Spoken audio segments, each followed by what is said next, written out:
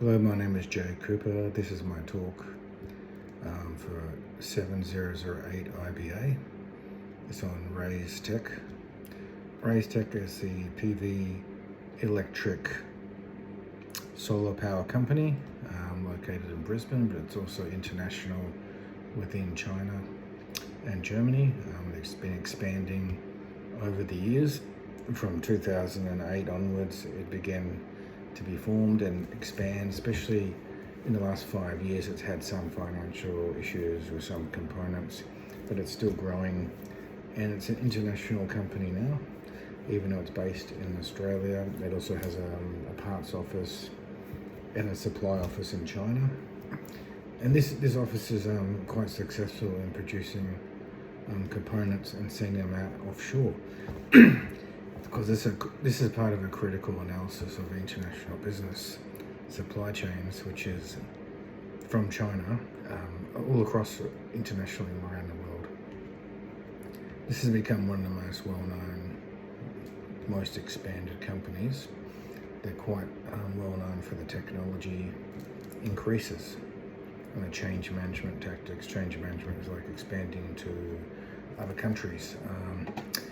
As part of a case study that's been discussed, the strategic aims and objectives of expanding further through the international waters and through Australia and New Zealand actually as well, and reflecting the origins and the development of the company in Australia but also in China, and the link between the Ocean-Asia area between China and Australia, and how the close ties between Australia and China and the increasing business they do between Asia and Australia is quite well known, and also the supply routes. The supply routes are very important because the supply routes are part of the business developing the business, and they have to have the tariffs cheap enough to be able to have the suppliers go through at an affordable level to make a profit on each end, and also the speed, the delivery speed on the shipping or the flights of the parts have to be fast enough to meet demands on each country's consumer needs within Australia or New Zealand, Germany, China, and the other countries that they're expanding through, which I believe is over 50 now in 2026, which can be seen in the quotes in my essay, which is the case study report. So the understanding of all this is very well known. The company is very well known, and further than that, we have to look at different aspects of Raytheon. So Raytheon's a very well-known company, as I mentioned. It's got a sustainable energy adoption, but they have a lot of special accelerated PV software and technology. So the solar industry's global capacity could reach 930 gigawatts by 2029. And the high maintenance costs, the limit costs, is part of it. So the AI technology has to work in order to make sure the most effective energy comes into the solar panels themselves actually.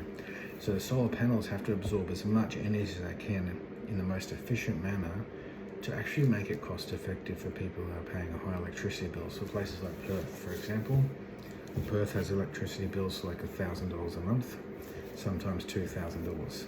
So you might have seen those things on TV where there's very, very big deal about Perth electricity.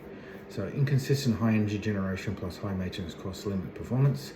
AI helps solve these problems by making solar output more predictable and maintenance more proactive. Quote is Amenda 2026, see Appendix A in my report.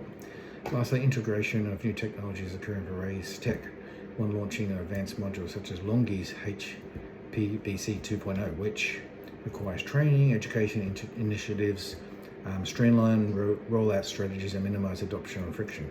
So that's a very well-known new part of technology, the Longi company, and that's one of the main adoptions of technologies from Raystech. They work side to side together, even though they have some financial difficulties from 2024 for Longi's. That's fine. They can still keep persisting with it and keep improving those technologies, because that doesn't necessarily mean it's going to be down forever. but Raystech will possibly look for an improvement.